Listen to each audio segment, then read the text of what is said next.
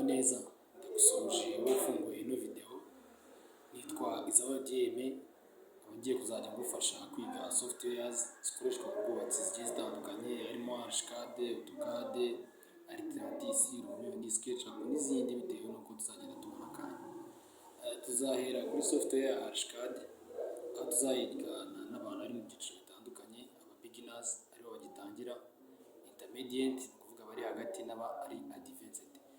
Icyo ngusaba ni iki? Icyo ngusaba ni gukora subscribe kuri iyi channel kugira ngo isomo ryose ritazagenda rigucika.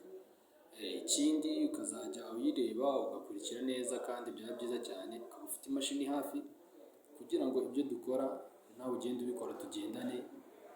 Ubundi ukazajya utanga comment, ugakora share ku bantu ubona byagirira akamaro, ugakora na subscribe. Urakoze cyane. Ubwo ngubwo ko tuzagenda twa uploading video zitandukanye, tuzagenda tubona comment zanyu.